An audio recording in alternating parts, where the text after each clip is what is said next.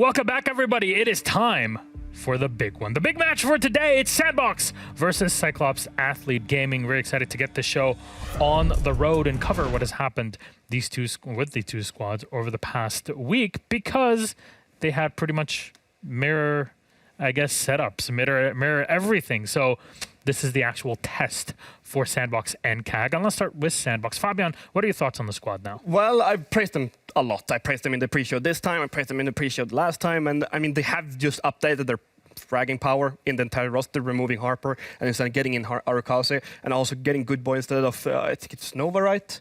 Yeah, my memory is correct this time. But they have updated their fragging power, but their strat part might fall apart a little bit because of it. But I still think that they are a more stable team than CAG is, and that's what I think will bring them through today, that they have the same fragging power, but they have more strats. Through stage one of this year, through stage two, through this stage with this new roster, they will simply be able to outgun most teams. True. I'm not expecting that today, so they might have to dig deep into that reserve of strategy of playing as a team, as a cohesive unit. That's my only worry for SANDBOX going into this game. Speaking of cohesion, or lack of it sometimes, it's CAG on the other side. What do you expect, Fabian? So we expect the same thing from CAG every single time we see them play, basically. They're going to swing, they're going to shoot, and they're going to swing again, and then they're going to shoot some more, and then they might take another peek. And then, who would have thought? They'll probably peak one more time after that, too.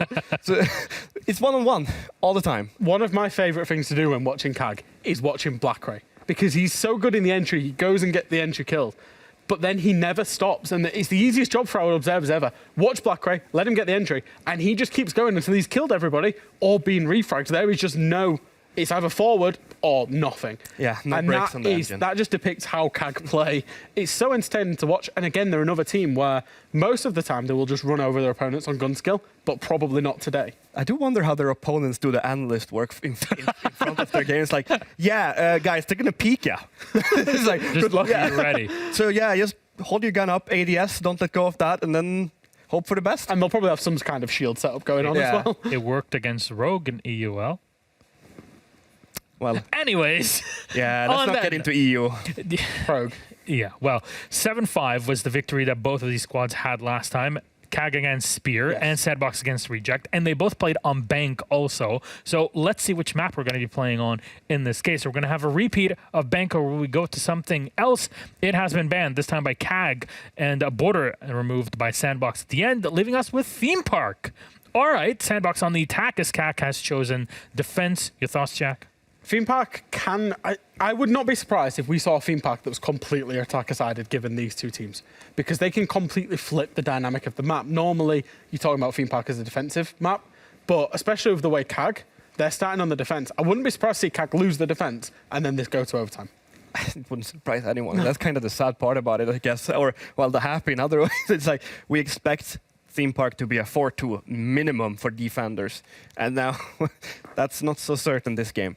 All right, then, if we're looking at what can these teams lean on as an advantage on Theme Park, because like you said, it just genuinely could come out at any way at the half. When we get to the second half, one thing that we see on Theme Park with a lot of teams doing, this is not going to just be CAG specific. A lot of teams on Theme Park will run the Monty.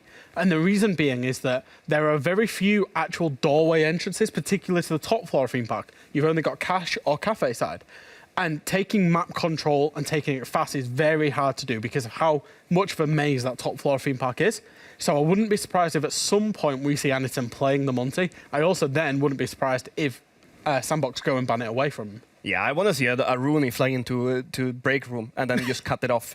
I think that's one of the most effective ways to take top floor control quickly, because you have a drone pre-placed, you just fly straight up in that room and then you just have the entire crossfire. But it comes back to the fact CAG is going to peak everything, and on this map, I think that it's one of those maps where just punishing the defenders making mistakes is one of where it will be having the most impact. If the attackers just sit and wait, CAG peaks in defense and overpeak, I think we can see a one-sided game, but it wouldn't surprise me if CAG all of a sudden somehow manages to win shit tons of attacks. Very excited then to see how it goes in the server, because like you say, CAG is this unpredictable team, and SANDBOX, well, they want to play more structured. So, hey, throw something French in the work. Let's see how it pans out. Thank you very much, boys. We'll toss it to our casters. CAG versus SANDBOX. We go to Theme Park. We've got half an hour to take you through it. Enjoy. Thank you very much, Milosh. Yes, I stole Dez's line and we're here for the game of the day. It felt fitting as we go into a game that you kind of want to be a bit of a tense fight. For sure. And over the past couple of years, these two teams have been battling each other a lot. Back in 2020, these were the top two teams that we had in APAC North, and we expected Fnatic to be up there, but we were quite disappointed. It was Cyclops and SANDBOX, or back then Cloud9, that took up that mantle. And, you know, they had some back and forths, and they dropped off slightly over 2021. And 2022, well, could just as well be the year where teams like Damwon Kia start taking over, but even Talon, who has been doing quite well. I think that's always the thing that we want. With APAC, we've asked for it for a very long time. Every team has shown the possibility of greatness. Every team has had these games where you're like, this is it. This is where we have the Talon swing. This is where we have the Faf swing. And then things start to go a little bit wrong. And we end up with similar names in the top 4. These are two teams that have always generally been around that top 4. And I think, you know, it does speak of their quality to always be general contenders for majors, but also now that there's been a bit of a change of the system, things might get a little bit more intense. Yeah, no more playoffs for those of you just tuning in for the very first time. We used to always speak about how, well, first of all, it will be the first place instantly guaranteed major, and then the next 3 would go to the playoffs. But that changed at the start of 2022. And then it was the top 4 would go to playoffs, where the top 4 of those playoffs would be eventually making it to the major. That's all scrapped now. It's the top 2 of APAC North and the top 2 of APAC South, just based on the regular season standings in the end, who will be making it through. And that means that all these games just became a lot more intense, because you're no more fighting for a spot. You're fighting for the direct invite. It's it, right? It becomes that moment where you now have a more sort of straightforward track in front of you. You don't have a second chance, but there's also way less room for you to fail here. You have to have one of those top 2 spots. Otherwise, that's it. You don't get the chance to play through playoffs. You don't get to have that sort of plucky, lucky break. You can't try and stretch yourself in what is an extended version of the tournament. It is just the league, and it is just the chance at that major and that chance at a bit of growth. Here on theme, I think one of the questions that we sort of threw around and buzzed about the studio before it started is, with these two teams, are we going to see an attacker-favored theme? I have no clue. I wouldn't be surprised if it's the case in the end.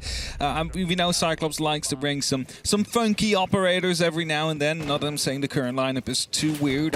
There is this Stonella there. Don't often see that anymore. For example, Frost out there for the Frost mats. But mostly on the attack is when they do start to get very creative. And that is what I'm looking forward to so far. Is Gadarada gets a bit of a spot there from the Prisma. And, well, didn't quite want to go for an engagement there because also knew he could just lose his life early on.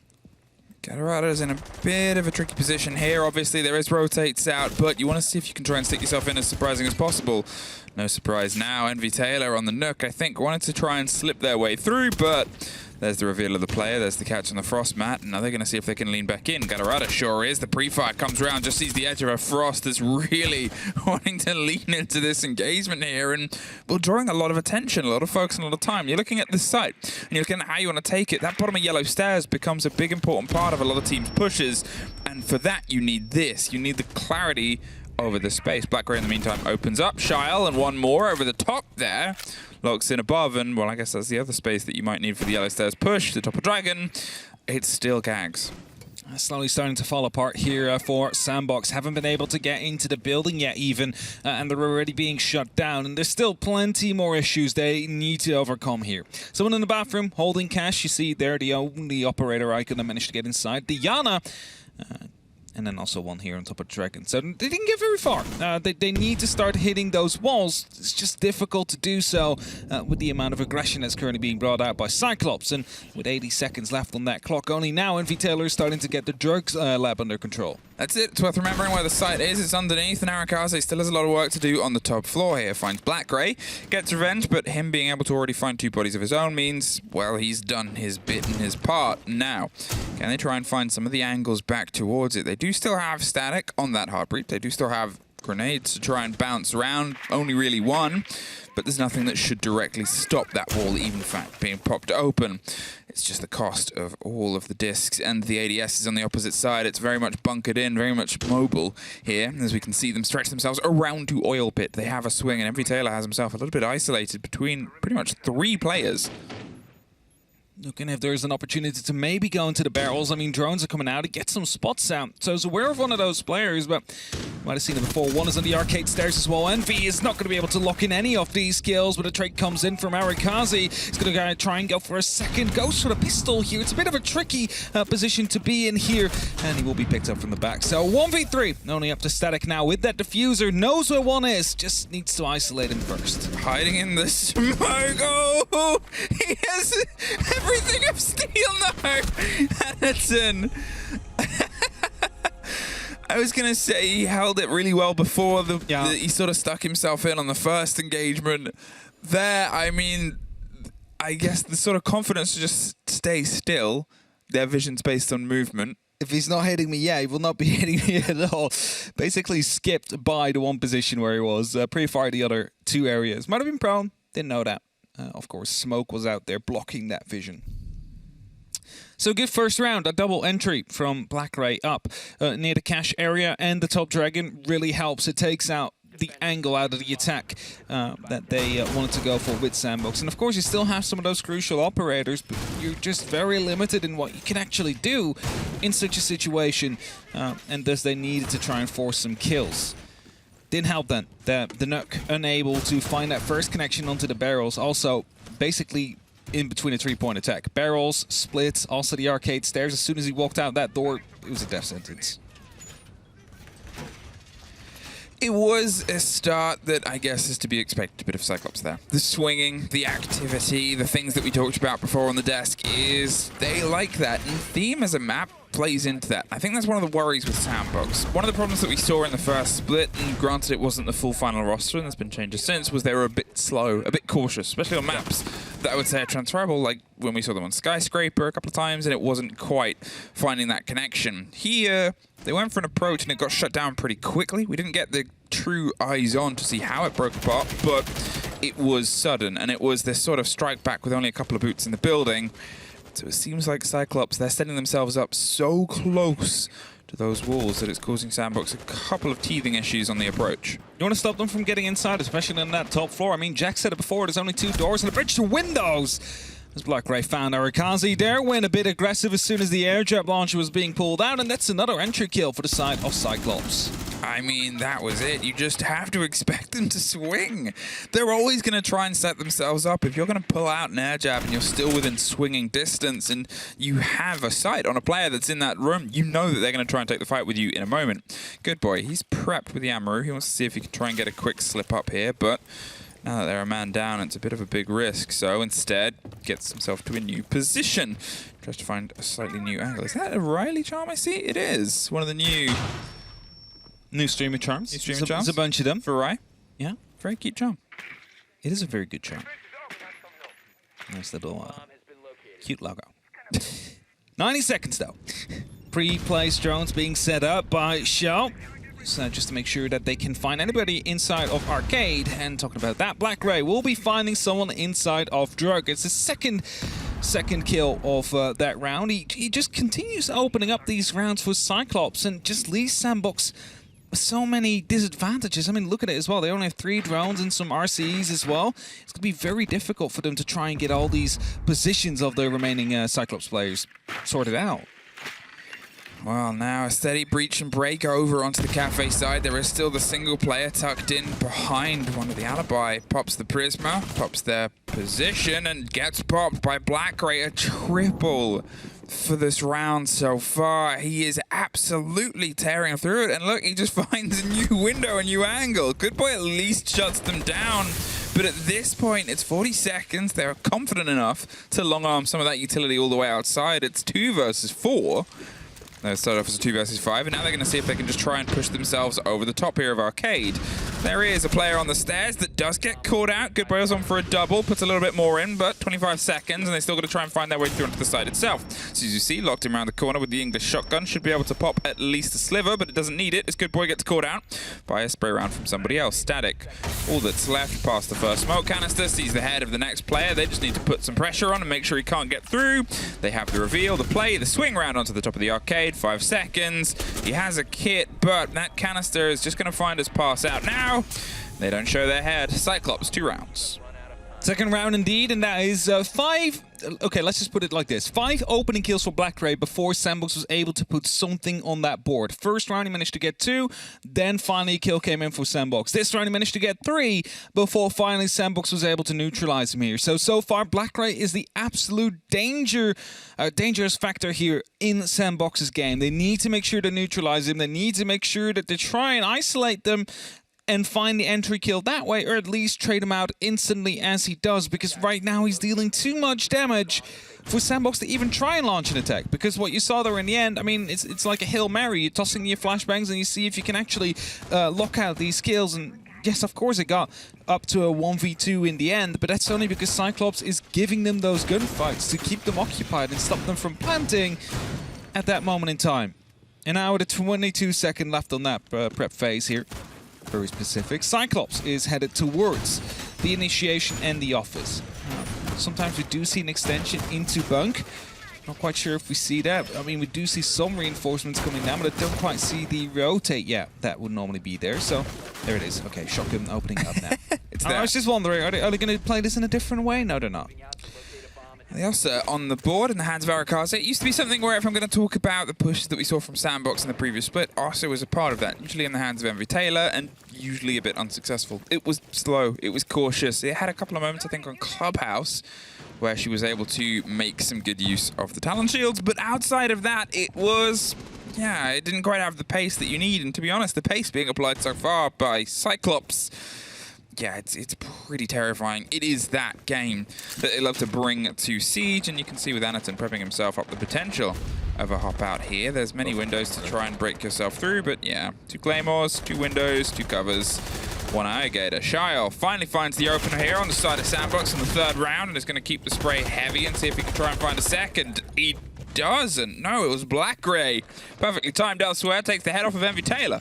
It did definitely look like Charles just found a second head there onto one of the players of Cyclops. So not the case, and that means we're still in that 4-on-4. This time, though, entry kill for the side of SANDBOX. And Melusi gone. It's not really the most dangerous operator you need to remove if you're looking at potential stall that is on the board. Galarado would have been a good pick for that one with those smoke canisters gone, but considering SANDBOX hasn't really been able to get any attack mounted, every kill they will take at this point, so they can actually try and get close towards that side with the majority of their players still alive. Over a minute and a half now, and we're going to start to see some approach to the objective, some of the play that we haven't actually got at all out of SANDBOX as of this moment, based on how they've been picked apart before they can even really start this process previously. The grenades lobbed over the top to take care of that shield and make this hold a little bit more awkward, but Blackray has already proven that, to be honest, all he needs is, well, a gun and a chance and an idea of swinging around. A rotate just came off the back of the site itself. I'm not sure if they're pulling themselves back round and just kind of setting up a backline, which you can do on this site, but the concern starts to come around onto the computer. The swing round here against Suzuki in the door. They've got themselves locked in. They have another Ossa shield, and now they have the breach onto the wall itself. Oh no. Stopped by the mute jammer, so they're going to pop that gun 6, bounce the grenade round the corner, and this should, but yeah, wrong side. Oh no, still got it. Rolled back in, I think. I thought it locked off, but not going to be the case. Smoke canisters are being tossed out as a bit of a response, but that of course won't stop that wall from being opened up. But now the extension they have inside of bunk is going to be very helpful, as that will give them another opportunity to try and fight this plant from happening in just a couple of seconds from now. But that's it, 20 seconds, a couple of seconds is all they've really got to work with, and they've got to try and push through these smoke canisters because, well, they're now there pretty much until the very end. Suzuki, he's got himself close, the C4 still in pocket as well to try and long arm the response. There it is, there's the catch, there's the blow. Good boy is gone, the swing round tries to get the solidity on the second and finds it a double. There's a trade over the top, there's a cold kit, there's a spray against the shield. Shyle has no idea where anybody is, and he's all out of time. The time runs out. There are 3 people trying to jump right into the initiation area through that breach that they made before, and all 3 got shut down one by one. Didn't really work out there, and a tactical timeout will be called by the side of SANDBOX. And you can kind of understand why, because for 2 of these rounds, they didn't stand a chance. And then in that last one, they did have 4 players up against 4 players. It is a fair fight in numbers. Of course, defenders are always going to be favored if the time starts running low, and that made them, forced the attackers to make that mistake. 3 people just trying to go through that breach. It's never going to go well if the 2 before you just got taken out. You could see that as well. And Cyclops, comfortably in the lead right now on that 3-0, is looking to extend that. It's a bit of a frustrating moment here for SANDBOX, I think. Okay, we had that sort of idea of theme could be attacker favored based on the caliber of these 2 teams. It's 2 good teams with good gunners, and that's sort of where the meta is. That's sort of where we find ourselves. The thing is, though, Cyclops is just swinging everything, especially in that early round. They're just continuously going in. They're just continuously peeking outside. They know where you are. They will take the fight. They're not afraid. They're not pulling back for any reason. Even when it's a 5v2, you saw them take this. They take the fights. They're not afraid to back off, or they don't know what backing off means, rather. And it's just very annoying to play against. And of course, SANDBOX, they are very experienced in playing against Cyclops, but they have made some roster changes, and that is something you cannot forget as well. Is Good Boy and Arakazi now in that lineup where they were in before, with all those, tens of matches they've played against Cyclops in APAC North before. The change to a clash is, I guess, a particular play on the side of Anaton, who was previously on this site, stacked up on the arcade stairs and sort of keeping himself alive much longer than he probably should have been allowed to, but it takes confidence to be in that position and keep you cool, and he did. It isn't really going to herald the biggest, I think, change of play, as we might see from some other teams where they'll build around a shield. Anaton can play a mean shield game, but it's often just a part of the Cyclops show, which we've already seen in full posterity here. It's not surprising that Monty got banned. I mean, it's one of those ops that often gets banned when we're talking about the shields and we're talking about Cyclops and Anaton. But it's going to be good to see how the clash will be used. I wonder if it's going to be used directly on the site for the last couple of seconds, or if Anaton is going to be a bit more aggressive with it, hoping to aid the roamers and bait some people into lines of sight that they didn't know were being held. In the meantime, though, the top floor mainly being droned out. It seems like maintenance is already under good control here for SANDBOX, and that will force them, or at least push them, to start opening up onto that wall next to the throne, which gives them a direct line into the objective, into the B-bomb site behind that throne room to potentially go for a plant. There's just still players inside. There's still utility that could be used to stop and deny that. Let's say impacts, for example, when they do decide to go for a bit of a breach with the exothermic, so they'll have to be careful for that. It's the thing about this take. It's not the opposite of the other take, but it's usually the first take a lot of teams go with, is the attempt over the top here. So he's in a position to try and C4 out and see if he can destroy it. They have at least some stuff to catch the hard breach, but you're also only looking at 2 hard breach charges. Alongside the Thatcher, they should be able to make it work, but they've got to be cautious about it. The cover on the rotate over the top of Dragon Stairs. This is all the territory that you really need for this take to come together. The lockdown of computer above, the cover onto Dragon, and then this. The opening on the wall to start the pressure onto the side itself. The burn comes through. Good Boy himself is able to take the swing shield out to make sure they don't have a little bit more pressure, but again, it's all time where we're finding ourselves ticking lower and lower. There's the first EMP roll, there's the play on that, and you can see the clash is moving into a bit of a position, and there it is. The breach is able to come through. They have themselves a route onto site. They've got the site of a smoke canister, and behind that a clash. Job's not done, but it's at least started. That's what a clash is going to be used for. They let them have that breach, and now they're trying to slow them down just enough so they can't go for a plant safely here. With the first kill, though, coming into the way of SANDBOX, is definitely going to be helpful, but Katarada still behind should be able to find an opportunity to take out the planter if they do decide to go for it. Well, the clash is causing so many problems here on this breach hole, but so is the smoke canisters. Once again, we find SANDBOX stalling. Black round, a huge rotate round. He realizes, well, he's not going to find a way over the top, and if he gives them a 5 versus 4, they might be able to try and strong arm their way through. Anderson is just going on an adventure, and he's playing it so aggressively. Blackray finds Shyle over the top, and they're able to balance it back in, but there it is over the top. How is he able to survive that long? How does he cause a team kill? Cyclops! How? Underlined question marks and exclamation marks in the notebook. Cyclops, how? The fact that he's just staying in that door, treating it like it's a mountain, which it isn't because the shield gets side knocked. It's an opportunity to shoot out the legs. It's just Thermite smashing that shield. No one there was helping him. No one there was trying to take care of that clash. And that basically wasted 20 seconds of one of those players. And Cyclops able to go up 0-4. And normally with Fresh sitting here in the studio, I could already imagine what he was going through right now. Just having his hands in his head, being like, what am I seeing? But Cyclops there with a bit of bravery coming in from Anaton on the shield there. Yes, he eventually died, but he wasted so much time.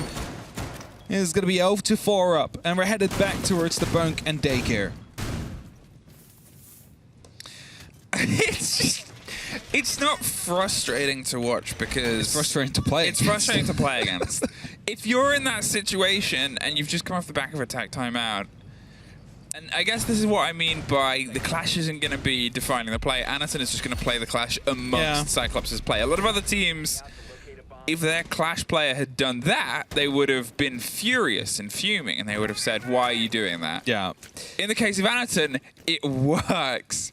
And it shouldn't be allowed to work. It shouldn't be allowed. Maybe that's the better way of framing it. It shouldn't be allowed. It's not, yeah, it's a kudos to Anderson for trying it, but it's probably SANDBOX's fault that it's worked. All it took was the second player just being prone, watching the feet, and as soon as that knife came through, shoot him, as Blackray yet again will find an entry, but instantly traded out this time. That is what we needed to see on the side of SANDBOX. Either grab the entry or instantly trade out Blackray, who has his third of this matchup so far. I mean, it's finally happened. It's something that, to be fair, they have dabbled in, but usually Cyclops has been able to find a couple of seconds in between the first to then pick up onto the second and turn it into 2 very quick 1 versus 1s, but there was no real way out for Blackray. There was another third player stacked up just in case the second fell as well. Here, SANDBOX, you've been able to bite, you've been able to get that opener, you've lost your Nomad, but you still have a lot of potential here. You still have the chance for a fight. Again, it's worth reminding how good this roster can be when it comes down to the fragging game of Siege, where we find ourselves sort of sitting. At this point, okay, it's still theme, it's still one that works well into the side of defenders, but it's just the pace and the control that Cyclops have been able to have, and the irritants they've played off. They're just annoying.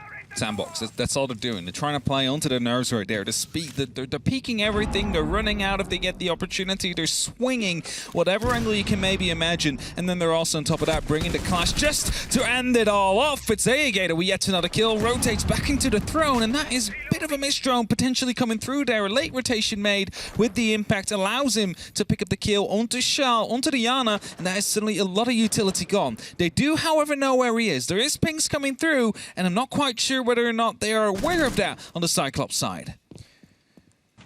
Now it's a little bit of a lull, a little bit of a moment as they try and line themselves up. They know Cyclops players are loose, and they know Cyclops players are a problem when they're loose. You can see that they're having a bit of a guess on the positioning, the push up the stairs. They're actually just going to ignore that play for now. Good Boy's able to get one, and a slight suffer there on the swing on the door, but not enough as Envy Taylor finds Anaton. Suddenly they've got themselves inside the site, and Aegator, well, he was a problem they forgot about, and now he is the only potential problem left.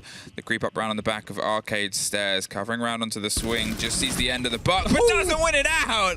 Arakaze finally finds the end of the first round for SANDBOX, 4-1. Managed to put one on the board. They're actually using the Amaru. I'm pretty sure they went into break, managed to find those 2 kills as a result. As soon as that buck decided to, you know what? The Amaru's going in. At this point, I'm going up Arcade stairs, so we have multiple angles to attack against because we did just lose 2 players, meaning we only have 3 left. They needed to push the advantage they had onto that site because there was only 2 directly on there, and they did that well. And with that, they will still convert it into that round that they now have on that board. But they want to go for a second.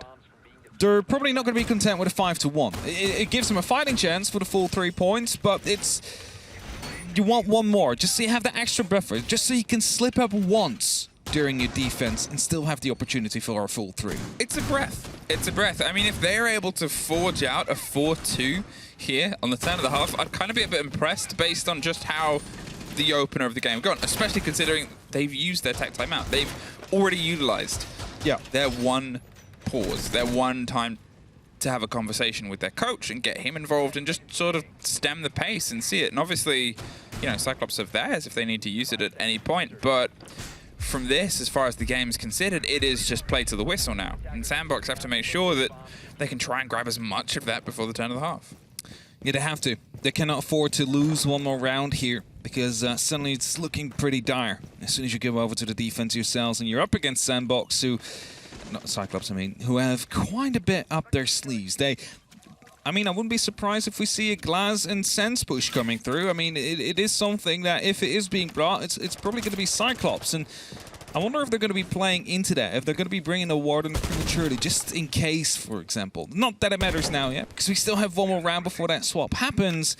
It's just to start looking forward a little bit at what's up to come next. Oh, he's waiting for that drop. Do they know?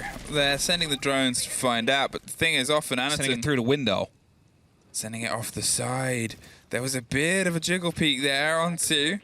He dropped now. There's the engagement. They have the chance at another player offering some support, but it doesn't matter. Envy Taylor, once again, is the first body off the board for SANDBOX. He had an impact on the previous round as the lead-in, but he's unfortunately been a bit quiet throughout the rest of this. They've pulled themselves a little bit further back into the office vault itself. They have, obviously, that little bit of a buffer zone across the side of the cache, that long red corridor that leads itself through onto the fight, which Arakaza is going to see if they can try and put a bit of distance into. The concern with this is you never really know where Cyclops is going to swing from next. The one thing that confuses me out of Cyclops' plays in the defense is why they don't bring a Thunderbird. I mean, they swing literally everything, and they always take damage on the way in. They could just as well use that heal every now and then. But the bridge has been made onto the initiation. And again, this is where it went wrong last time. 3 people trying to push in from that one area, and they were all being shut down one by one. And just look at what you see in control right now. It is 3 players out here. The first manages to make it in. It's Static that is not going to be able to get Suzu C, and he's going to continue on this swing now, Static. Well, that's it. He's going to go for another pickup. Static on the Ash is able to get himself into a very tricky position. Arakaze is going to see if he can stick the plant. He's covered with a bit of safety. He expected somebody else to swing around just in the mix of it. They don't quite have the angle. I get it does have a pocket impact, but he's not quite confident enough as the pings come through. It's a post plant. First one we've seen of the showdown so far, and the final potential one to lock it in. A 4 versus 3. They still have the man advantage, but as you said, there's a lot of damage done to the Cyclops players. Even more as Good Boy tears one up, looks for the second and gets revenge. Gatorade are able to get the post plant, but it's Good Boy with his third for the round. Anaton, he's looking for at least a little bit more. He opened up the engagement here and took care of Envy Taylor, but now he's got 2 remaining players, and both of them are a lot healthier than he is. The scrap, the scrape, the fight around the pillar either side, and it's Good Boys 4K to wrap out a 4-2 half. Well played there by the side of SANDBOX. They needed to get that second round, Emmy. They managed to put it on the board as well, and that gives them that fighting chance as we go over to the swap of the half, where it is Cyclops now taking that initiative, having to go onto the attack on whatever puzzle or maze or fortress it is that SANDBOX decides to pull up.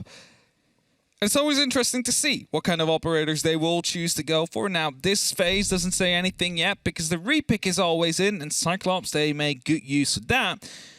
The defenders, however, they do not have that luxury anymore. They used to have a 6-pick, that is now gone. So what you see, even though it does have an arrow out there, means he just changed his opinion in the last very second. And the 5 operators you will be seeing. And the Capcan traps, those might be a difference maker here. If Cyclops wants to go for a quick entry, for example. His second swing, by the way, in Anaton, is just... Ying has an LMG as well. You just continue firing and just decides to go for it anyway. Yeah, people who dislike the LMG meta just swing into it. Apparently it works. Yeah, please don't do that. Peeked him. People at home, please do not try this at home. It will not work. It will throw your elo. All right, Cyclops, you've dropped a couple over the past couple, but that's always the start of things because you can be a great attacking team. You cause problems on your defense. Now you've got to try and be the solution to the problems caused against you here. SANDBOX, they have a bit of breathing room. Most importantly, from the map itself, you can probably tie in at least one of these. Suddenly the game is much closer to being level, and from where it started and from what I talked about before, I still think being able to claw out 2 rounds from the chaos of the first 4 here for SANDBOX is a really good return to a form that was otherwise entirely being lambasted and pushed to a side by Cyclops. Here over the top, they have themselves a lot of control of the space. The Dockerbee, Lion, and Jackal over on the right-hand side of the screen is going to cause a lot of problems for the loose potential play that can be offered on theme. You want to go for a bit of a top floor take here first. They want to get that under control, get rid of any piece of information that might be out there for those defenders, and then start working on maybe opening up some of these walls. Wouldn't be surprised if it would be a yellow take that is eventually to come through from the side of Cyclops. Otherwise, it's going to be maintenance with the control they currently have. Calls are coming through. Good boy. He's under a bit of pressure. There's a line. There is a Dokkaebi. Calls are coming through. They should be able to locate that player. Pings are coming through, but no push quite yet. Yeah, they have the audio of the call, but not quite the direct location, and that is a drop that is entirely blind. So Black Ray has to come over and offer some flat support here, because if you just take that, you're probably just losing your life in that engagement. Black Ray has got the swing on the door. Static is there in a position as well. They might not know just how many of them there are, or were up here, because Static is slowly being surrounded. The hit on the window, the spray onto the first, reveals that single player. He's looking for the next fight. Good Boy's a bit of a stretch and an extension. Takes the hat drop and gets the rotate. They are almost out of there. I was going to say out of there, but Gator, watching on the lower window, is able to at least take one of them. The player that hopped over the top. Now, the catch of Anaton. They have that vertical control. They have a minute to start seeing what they can do with it.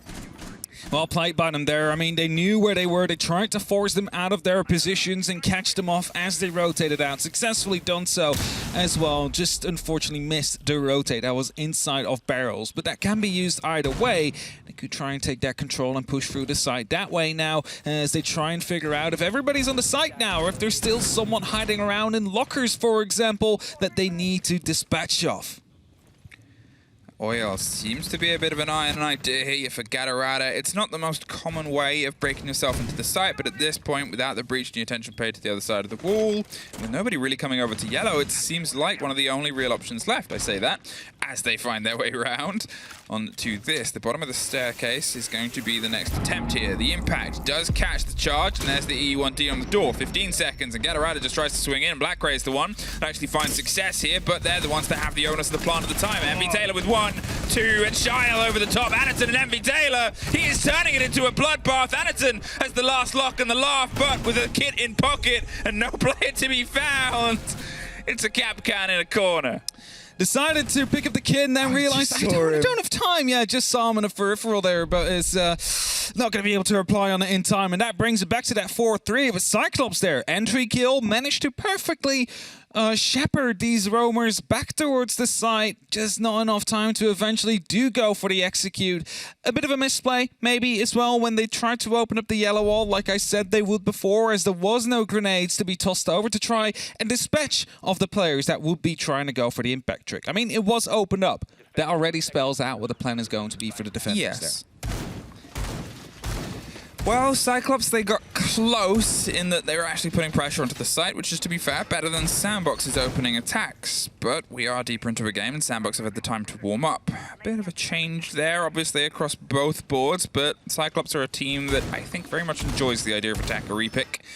It gives them a little bit more option and mobility. Ossa is the biggest change there, I would say, in terms of flying a flag, the Lion off as well. None of that control of space. I think they've sort of realized, well, we can close down the players, but we need to put the pressure onto the site a little bit more. The moment you put your eyes away from the Ossa, it changed into a glass. It did. I don't. Which what was is it? Against a Warden. Against the Warden. Okay, I mean, I said this as well. Our SANDBOX is going to be running the Warden just to be aware of any potential fast smoke, glass, / sense push to come in, because if there's a team that would do it, it's going to be Cyclops. Instead, it's just going to be the glass for now. And Stefan, one of our observers, easy, he was like, I didn't see enough entry fragging on the glass yet, so I really hope I get to see that. So who knows? Maybe Anaton is going to try and go for some early peaks with that rifle. A bit of a stretch here on the extension of the site is pretty standard play at this point. Them getting that shield so deep and so easy is a bit of a blow, though. obviously it becomes a very powerful swing position. The prep up, the stack up on those back windows. They're trying to lean in a little bit more, but look at that. Blackray, he's able to hop and get Static locked out over the top of Arcade. They've struck very quickly.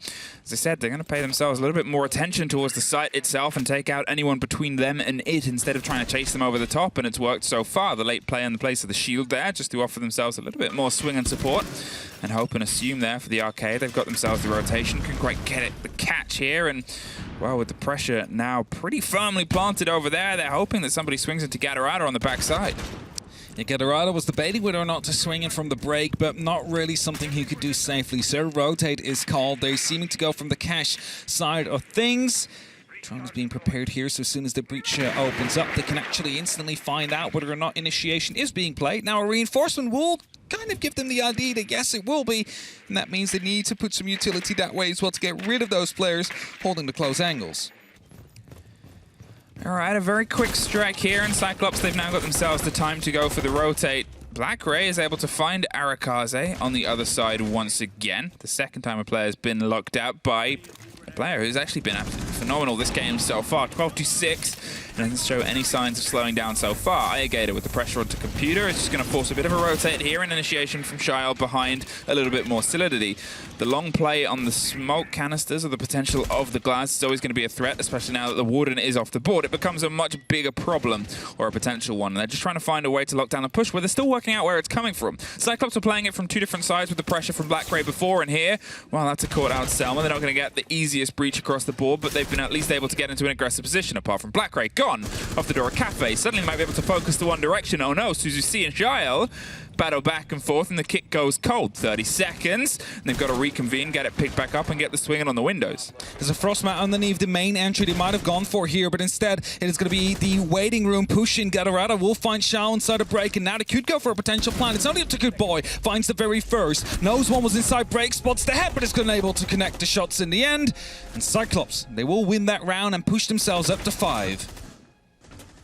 It was better, I think, from the previous round for Cyclops, but as I said at the beginning, they paid less attention towards what SANDBOX were doing and more attention towards the side. Okay, it's great to catch players, and they had a really good drive, and they did catch at least one of them, but the pressure at the end there was time. It turned into that little scrappy engagement in a death box. You never really want to be in a situation like a hot drop into split with pretty much all of your team, because you haven't left enough time to do exos on bottom yellow.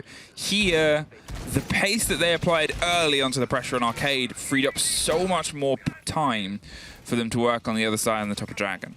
I mean, that round 7 when they all went split is kind of comparable to round 3 initiation, where SANDBOX jumped with 3 people through that breach as they're being picked up one by one, and like surely one of us is going to be able to make it through alive and go for that plant. So yeah, it's not ideal. And Cyclops, whilst they were attacking or rotating towards the cash side of things, you still have Blackray getting these entries on the other side near Cafe, just basically limiting whatever was left on the site. It's just that the rest of SANDBOX also realized, hey, the majority is coming from cash, so we don't necessarily need to fall back yet, because the diffuser most likely not going to be with Blackray as he's alone. I like these Frostmats, by the way. Yeah, they're really loving hiding those just under the... behind the rotations. Now, yeah. And that one is behind a breach, so if they make a breach that is also jumped through, they would be caught off by that Frostmat. Well, I think the breach would destroy that one. Depends on how high it has been tossed up. I guess if it's Selma's. Yeah, possibly. I mean, we'll see in a second. Sometimes they do survive, sometimes they don't. It's a bit of a gamble here. Time will tell. Time will tell. See, look at that Sense, by the way. Sense and Glass. Yeah, we got a Sense, we got a Glass, we got the potential for a highlight clip for people to talk about as a demonstration of what can be done if it gets done. It's hands that are very good with new operators, but it's ones trying to find the angle and the approach here. The pressure comes across. It's a different hold here in comparison to Cyclops's, in that nobody is trying to shoot them instantly through the door. It allows a bit of space for the drones, who are a little bit unsure where to go, but there's Static getting Ayagator, the Nook. Tried to find a sneaky entrance there, caught out by the Capcan underneath, and now they found themselves in a 5 versus 4. Man, this event's not ideal for the side of Cyclops. They still have quite some utility to go for here. All they need is just an opening and an entry.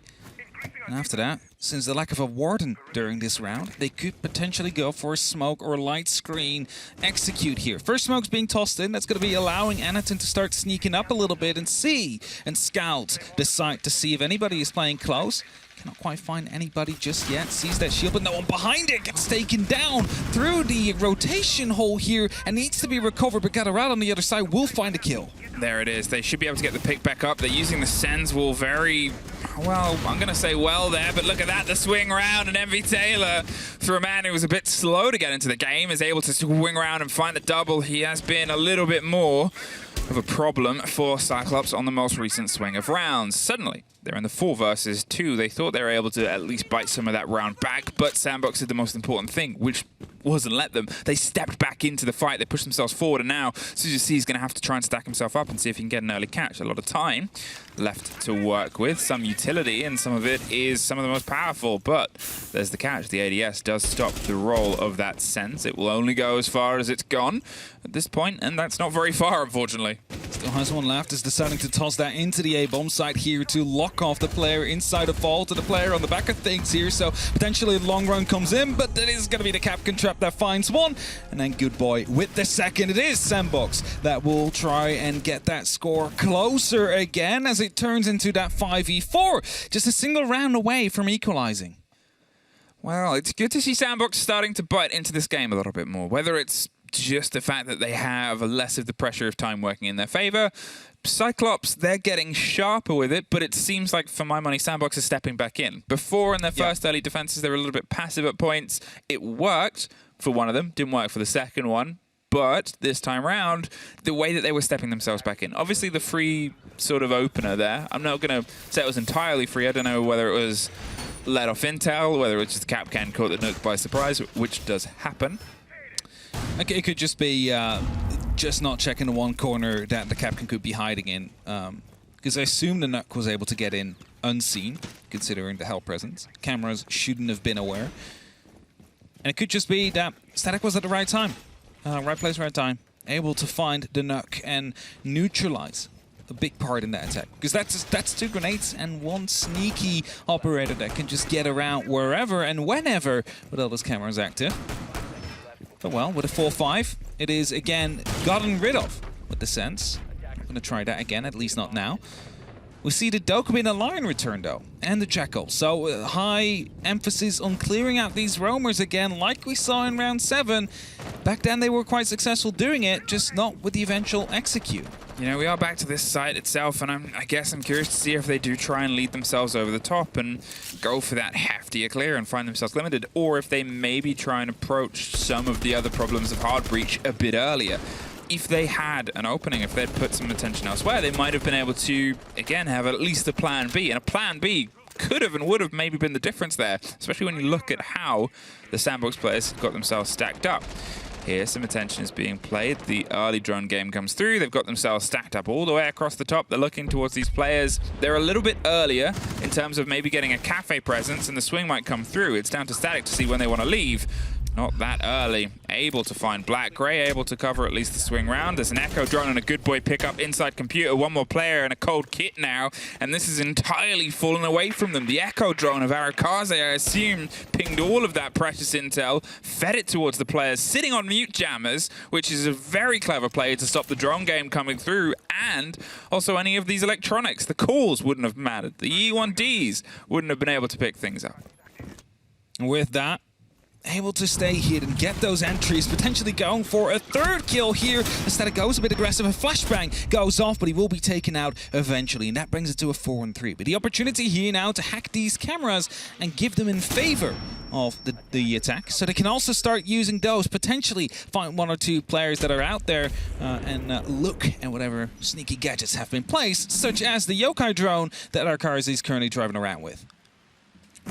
I mean, that's it. He's able to at least still utilize that, but obviously, as you said, the cams are in the possession of the opponents, and they're trying to find a way to propel that on their way further through. They know that it's up there. They're using it to watch the use of it, and now they've got that gone. They at least have a little bit more of an approach, but to be honest, the Echo drones, I think, for my money, have already made their money's worth here. is the pressure onto the backside. The breach that they couldn't quite get open before. The plan B, or the option that they can try and utilize. Oh no, they've obviously lost 2-2C early on. They do not have the chance of that hard breach. They're just going to have to see if they can once again go for what is a very sticky push and pressure. The C4 over the door of smoke, the hit and the heft. There's an early pop, and Galarada through a drone hole is able to find MV Taylor in his power position before. Balances it back out, but they still have to try and force their way through a very narrow opening. Shyle, he's not able to get it because Good Boy gets his triple on the backside, swings. Split goes both ways. And Anton is now suddenly stuck on the far side of the site, trying to hold on to a round, but with a handful of seconds and 3 players left ahead of him and a kit on the far side of Narnia. Wow, this is 5 apiece. It is going to be a draw indeed, at least for now. Not, well, equalize the score, not a draw. We don't have those. And with that, suddenly it's a bit of a sprint to the end. See who's going to have the opportunity to fight for the full 3. But if we look back in that round, and of course it doesn't help that Suzy dies first, you lose that hard breach capability, you suddenly are not able to open up any of these walls. It also went wrong in split a little bit. You know there's one on either side, however both players were watching towards the fireplace rather than also the throne room. If they would have done that one by one, it could have been covered off. Good Boy could have been taken out before he even had his first kill into the split there. Suddenly you can overwhelm the guy next to the fireplace and the round is won. So maybe a bit too much greed or lack of information, because we could clearly see it, of course, with our nice God's eye view from above. We can see all. So I just wonder if they knew, because shots were being fired down from the throne side earlier. And Cyclops, with that tactical timeout, you know, they've lost the last... out of the last 6 rounds, they've lost 5. I mean, they're queued up to sort of suffer the same fate that was handed to them before. It is theme, and I know we went in with the idea of it could be an attacker-sided one based on these teams. The only reason that question pops up is because of 2 factors. 1, these 2 good attacking teams, and 2, this is a very defensive map, usually. This is a map that plays itself well into defense, and it is. You have those questions, and the question has been answered. No, it won't be an attacker-sided map so far. It's not the most out-there case, but the tack timeout before you find yourself dropping a point, a guaranteed drop of points, maybe all 3, is that conversation Cyclops have had here to go from a 4-0 lead to a 5-5 position now, when they know that there's only 2 spots that are guaranteed places at a major, and they know SANDBOX are a team that probably will be fighting for one of them. They have the intent to fight for it, and that's it. Whoever loses this round is losing out on a potential point, and is also losing out on getting even further ahead of one of their main competitors for those 2 spots. Because we said it before, these 2 rosters, or at least the majority of the SANDBOX roster, against the full Cyclops roster, they have been going at it for years now. Ever since we started with APAC North, these 2 were at the top. Now that has changed ever so slightly, but still 2 of them are capable of fighting for top 4 positions, possibly even top 2. And that means that these matches are just so important. You need to make sure that you take those full 3 points home, because that just basically puts 6 in between yourself and the enemy team. Now, it is that precious moment here, and this is where we start to see somebody who's at least guaranteed themselves something, which in a fight for only 2 spots and many other teams vying for them, well, you got to make sure that you try and take as much as possible. The pings come through, the pressure onto the arcade stairs. Static, he's been able to get a couple of cheeky kills earlier on so far. Doesn't take the shot on the player that slips past, waits, and holds the play in place. Gator, with the long-range Candelas, is just going to get a perfect toss. Gets themselves led in. There's a little bit more pressure over the top. Arakaze's caught something, and Static catches one, but the grenade gets a bit of response and revenge. Cyclops, they wanted to go fast here. The pressure onto the site itself. They're on the windows, and Suzy C and Gator are making good work of it. There's the pressure. There's the swing. Is there a catch to Amai? Gets one. Gets caught out. Suddenly, it's just a 1 versus 3. MV Taylor, all that's left against a pretty stacked roster. He barely sees the end of it. Cyclops, the first to hit map point. A very nice rush coming through from them there. The Candelas perfectly placed, as you said before. They landed pixel perfect onto the right spots there. And they wanted to go quick. Well, they went quick. Up onto 6, have a point secured.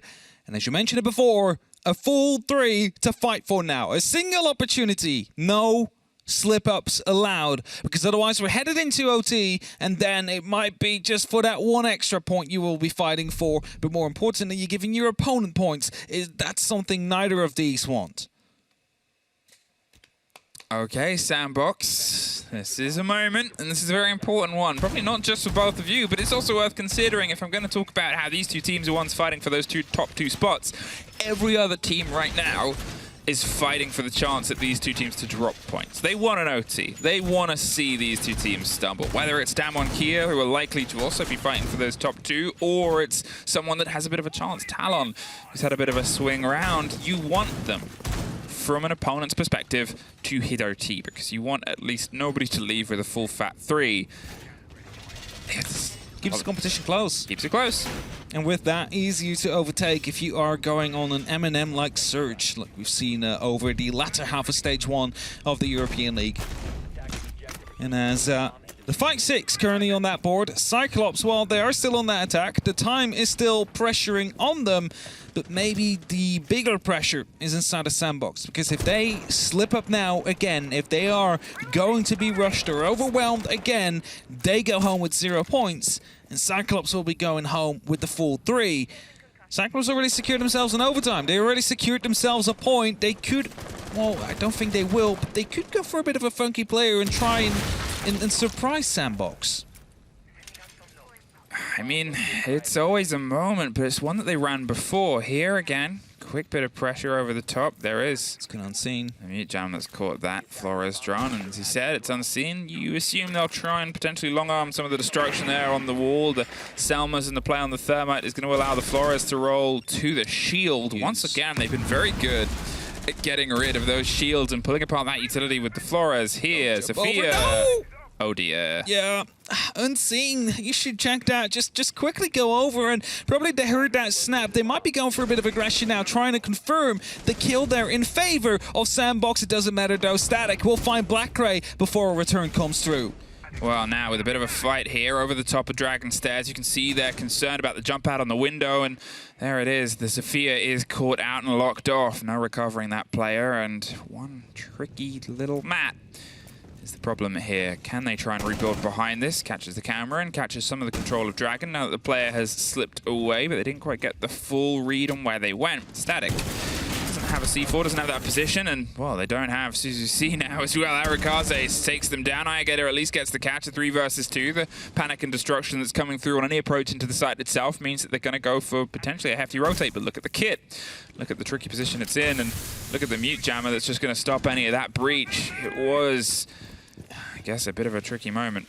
Odd decision where two are hunting down a roamer, and a third with the kid is just deciding to go for the push onto the direct side. Iagetter though finds himself in, gets a great trade, knows someone is around the bunk area, and well, we forgot to pick up that kid, but Anaton is coming up right behind him here. If he manages to survive for just long enough, there could still be an opportunity for them to win this one, especially if he does land the shots. He's missing them all currently though, and Arikaze will find it with the FMG9, leaving it only up to Anaton. Well, he's in a position here, one either side. They've got the hot pings, they know where the players are, and he has 30 seconds, so it's not the do-all and end-all. One pocket smoke, but the pre-fire onto the first player shows that he has left. He's going to drop that on the rotate to see if he can cover the plant and hope he gets the call. Does, but doesn't get the catch. SANDBOX, they just hold on to that. There was a moment when it became a 2 versus 2 in sight, and he almost got the catch on the player in the office, that I was like, there's no way Cyclops take this. That would have been a massive turnaround. Again, a bit of an odd decision where two are hunting a roamer and the third one is going in with the kits alone. Oh, yeah. You kind of punish your team for that in that situation there, and that could have cost them the round, could have cost them the full 3 points here, actually, because the extra person definitely would have been a big help. And now we're headed towards OT. And so far, the defense has been very much favored.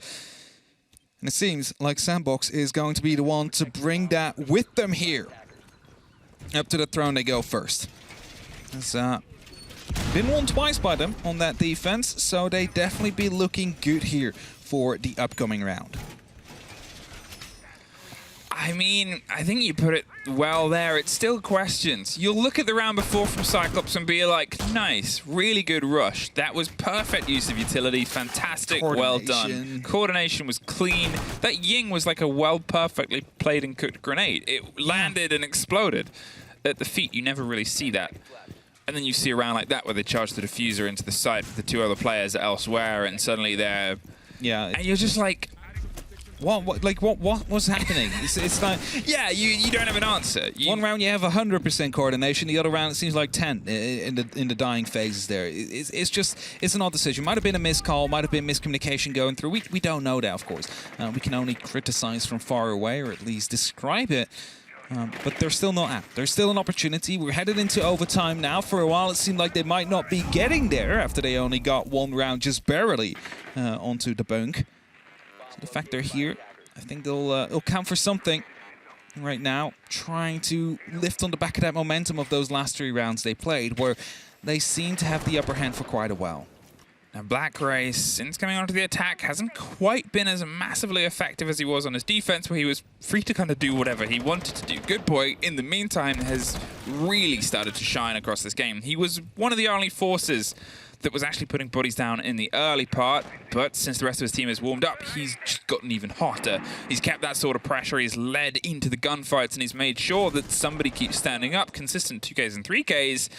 I mean, it is just that play and performance that you want and need from a player like that against a team like Cyclops here. The C4 over the top gets shot out there, trying to get the catch on that loose thread here, but it's actually one of the most cautious approaches from Cyclops to spray through the door. He's hoping that that gets the ping from the other side, and the peek, there's another drone, there's a reveal, there's a player, static. He's under all the pressure of the world, but it's also a minute 30 that's passed now. Yeah, a bit of a hold going towards the bathroom. Not quite sure if they think someone is still in there. The repel in came through now, and they could go on to hunt static now. Potentially will do that through the waiting room indeed. Gatorada will get that kill, and that is an entry. But you said it, a minute 10, minute 15 on the clock currently. They still need to work on opening up these walls, because otherwise all they have again is splits, where all their rounds so far have died. So they need to make sure that they get on top of this one quickly. Well, he's ready with an impact to see if he can try and catch anything that gets planted on the other side. The forest drones once again roll themselves in. I've been very complimentary for how they've been utilized so far, but this is going to be the true test, putting them as low and hidden as possible to see if they can try and escape this. You have a little bit more with the X-Kairos, and you also have the Selmas as well. If I've complained about them not having enough hard breach before, they're definitely not making that mistake this time.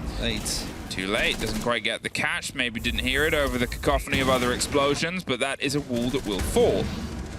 Open up even further with the Selmas here. It's at least a wall. They haven't had that before on the side of Cyclops, something they could work with. So this could be the big difference maker here on their attack onto Throne. A very decisive one, as SANDBOX has the defense advantage for 2 rounds in these next 3.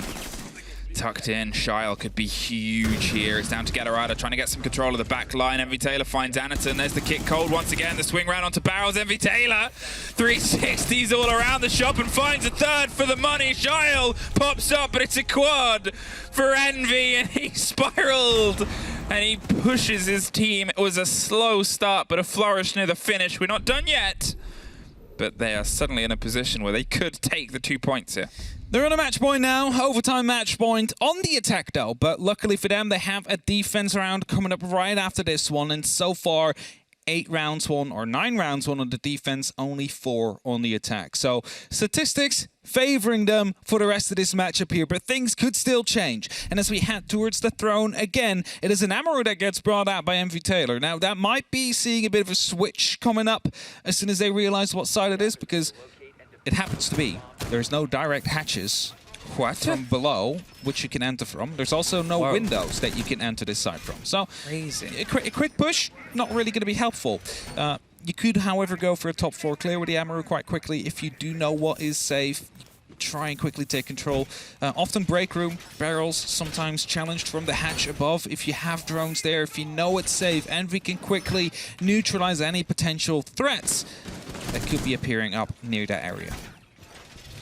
Here's an idea for an Amaru buff. If they gave her extra momentum when she hits the window, so she doesn't hit the window, she then flies another 15 feet through a room and goes through any softs. Like a combination of Amaru and Oryx. I thought just a little bit further so Frostmats wouldn't be able to catch her. No. I mean, that is... I wanted to go deep into the room. But, I mean, we saw an Amaru race. What if you have a the reinforced wall, though? Is that just going to knock you out? Yeah, she gets downed. Okay. That's the trade-off. That's a trade-off.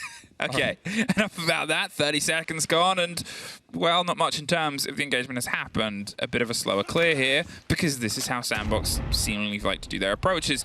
We can see a bit more of a presence over the top, in that there's a player trying to cause a bit of a presence and persistence over the top here. It's something where, when we have SANDBOX go for this push before, it wasn't successful. 3 of them tried to funnel their way through a breach that wasn't fully opened, and they suffered because of it. BlackGray, he's going to see if he can try and relive some of the glory days of the opening half of this map, where he was in control entirely on the defense. He just found no sort of trouble. Swinging, kept on doing all the damage.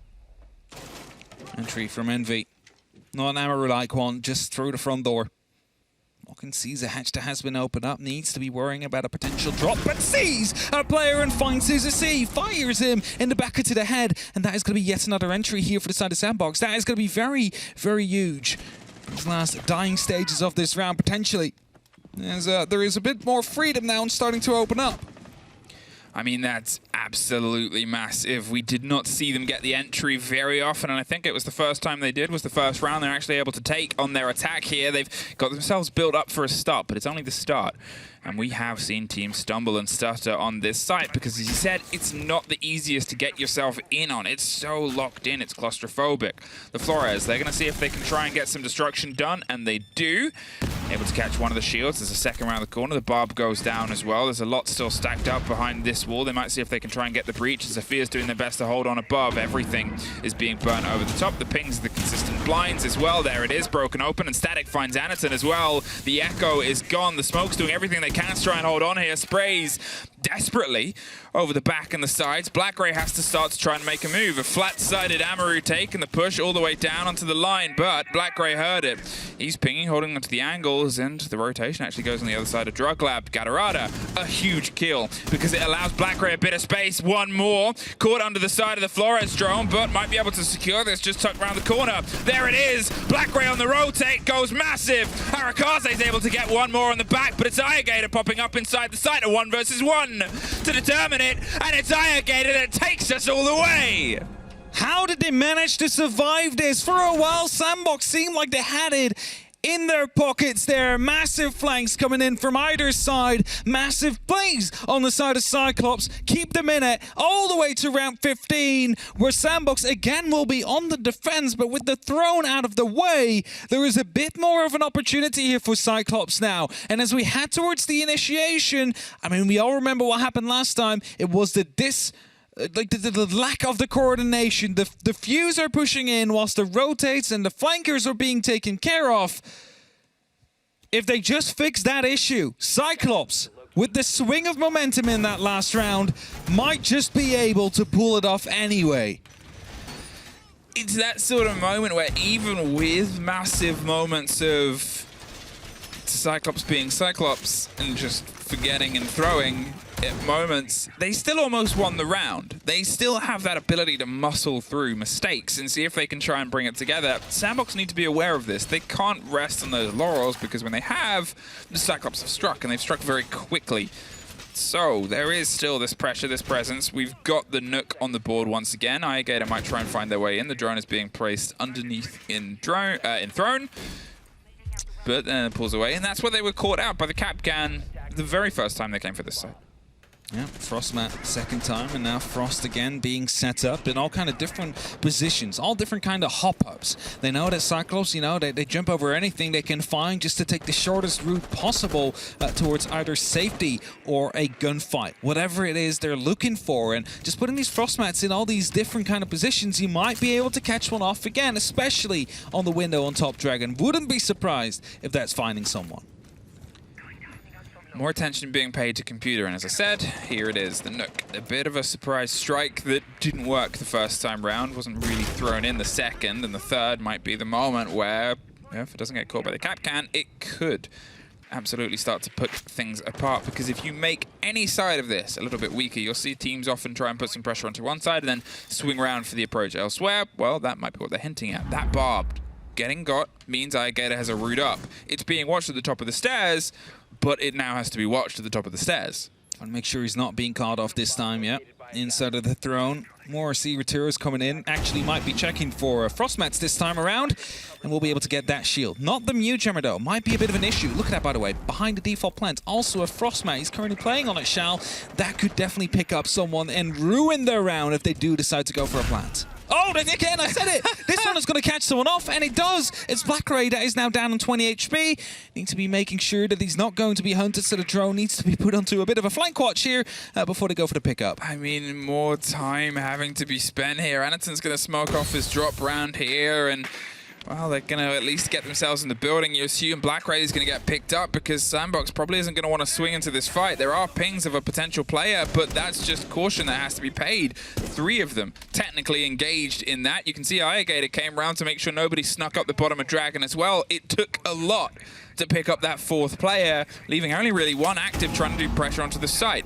Just under a minute left now, and they've got to try and do all their internals. There's still mute jammers, but at least that wall gets popped open. The play around the Thatcher means that they can do some of the destruction and damage they just didn't or couldn't do before. But tucked in, that body might cover that kit. It might also get it killed. As he's waiting under that drop hatch. You can see Good Boy still has some control over the other side. And as I said, sometimes it has to be a 2-sided attack. And here's the pressure from the other side. The glass onto Cafe. Ayagate is still underneath. And maybe a drop on a hatch. It's Black Ray, though, that opens us up. MV Taylor gone. 30 seconds, Emmy. There's not much time. They're so far away from the site. What are they going to try and do here? Orikaze is going to be able to find the glass. That is that side of the map taken care of. Aegator is trying to rotate up, and Gatorada find himself inside of the break, finding one of the kills as well. But they still need to go over. They still need to go inside of the initiation. And look at Shell right here. He's prone, hiding on the Frostmat, looking to ruin their round. Oh, there it is. There's a cold kit. There's a second player. There's Shile. There's a 3 versus 1. And there it is. A SANDBOX 2 points, fought every step of the way. Cyclops, they leave with 1. It's one of those Cyclops stories where it probably should have been 3. And this is a game that it's been big today. We said it was going to be the game of the day, but I think when we're looking at who goes to the major, it could be defining. It could be, but look at the amount of people that managed to drop over double-digit kills. It was 7 people in that game. 7 players managed to drop over 10. That is just amazing. Everybody was on. No one was lacking behind. Everybody did their job. It's just that the lack of information in the end. I mean, Shao was laying there for literally the entire round, but drones didn't check far enough. He finds 2. The rotate has been stopped, and the game had been won.